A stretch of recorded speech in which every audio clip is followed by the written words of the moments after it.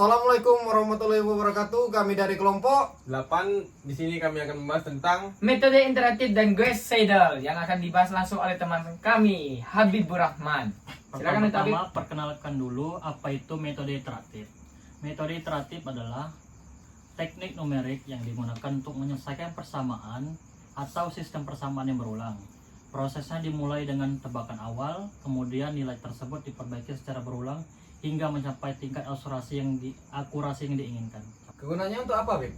Gunanya itu misalnya satu, untuk menyelesaikan sistem persamaan linear yang berukuran besar. Terus untuk menemukan akar persamaan dan non-linear dan menyelesaikan persamaan diferensial. Itu aja. kalau kelebihannya apa? Kelebihannya itu di iterasi ini dia itu fleksibel untuk berbagai jenis masalah. Terus mudah juga untuk diprogram. Itu aja. Oke, di metode iteratif ini kan bisa jadi kita untuk menyelesaikan sistem persamaan linear berukuran besar kan bisa pakai metode lain. Nah, untuk kekurangan di metode iteratif ini kira-kira apa? Kekurangannya itu yang pertama tidak selalu konvergen. Maksudnya tidak konvergen itu mendekati hasil yang diinginkan. Jadi tidak selalu di iterasi itu sesuai dengan yang kita inginkan. Misalnya iterasi 10 nak ngambil apa tidak sesuai kayak. Terus yang kedua bisa membutuhkan banyak iterasi yang mencapai akurasi tinggi. Yang itulah tadi. Karena untuk mencapai konvergen itu membutuhkan banyak iterasi. Udah itu aja. Oh, jadi untuk metode iterasi ini kekurangannya sangat dikit ya, Ya. daripada di metode lain. Untuk yang lanjutnya itu metode Ghost Seidel. Gauss Seidel. Ghost Seidel gimana tuh? Untuk metode Gauss Seidel ini salah satu dari metode iterasi. Terus ini digunakan untuk menyelesaikan persamaan linear juga, untuk memperbaiki nilai setiap variabel secara berurutan pada setiap iterasi, menggunakan nilai terbaru yang sudah dihitung pada iterasi yang sama. Terus untuk konsep Gauss Seidel itu, nah untuk algoritmanya itu pertama inisiasi nilai awal untuk variabel. Kedua tuh selanjutnya hitung nilai baru untuk setiap variabel menggunakan persamaan yang sesuai.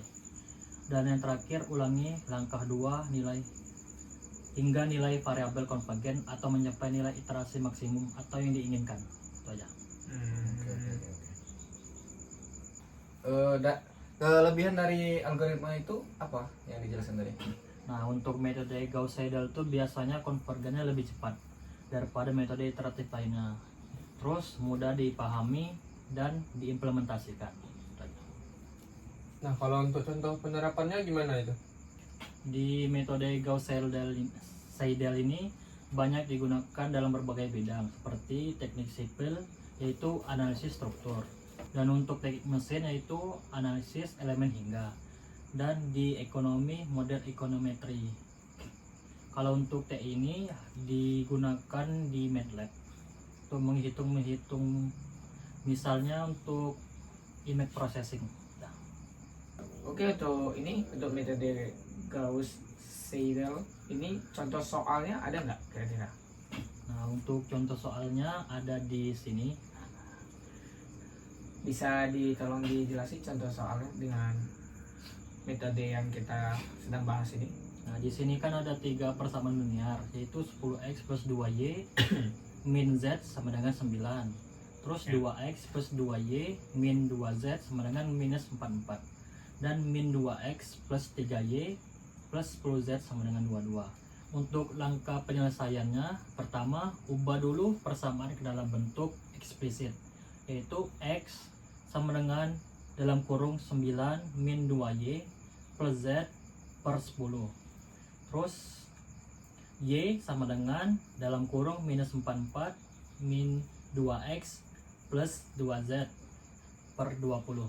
Terus z sama dengan dalam kurung 22 plus 2x minus 3y per 10. Nah, di sini di langkah 2 inisialisasi nilai awal. Misal x sama dengan 0, y sama dengan 0, z sama dengan 0.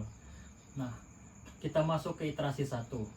X sama dengan dalam kurung 9 minus 2 kali 0 plus 0 per 10 sama dengan 0,9. Terus y sama dengan dalam kurung minus 44 dikurang 20,9 ditambah 20 per 20 sama dengan minus 2,29.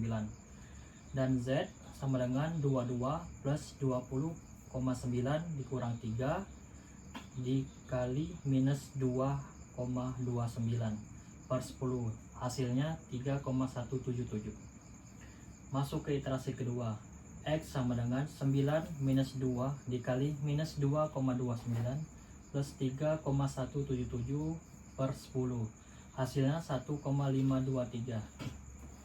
Y sama dengan minus 44 dikurang 21,523 plus 23,177 per 20. Di situ hasilnya minus 1,965. Dan Z sama dengan dalam kurung 22 plus 21,523 minus 3 dikali minus 1,965 per 10 sama dengan 3,006. Dan lanjut ke iterasi 3 yang terakhir. X sama dengan 9 minus 2 dikali minus 1,965 plus 3,006 per 10. Hasilnya 1,462. Dan Y sama dengan minus 44 dikurang 21,462 plus 23,006 per 20 sama dengan minus 1,997. Dan Z sama dengan 22 dalam kurung 22 plus 21,462 minus 3 dikali minus 1,997 per 10. Hasilnya 3,00. Setelah iterasi ketiga, nilai perkiraan solusi adalah X sama dengan X mendekati 1,462, Y mendekati minus 19 minus 1, X mendekati minus 1,997 dan Z mendekati 3,000. Itu aja. Nah, di contoh soal ini kan nggak ada batas toleransi errornya. Nah, misal kalian mau batas error berapa? Kalau batas errornya 10 pangkat minus 3, gimana itu? Nah, kalau untuk batas error 10 pangkat minus 3 itu perlu dilanjutkan lagi iterasinya. Nah, di sini kita lanjutkan aja iterasi keempat dulu.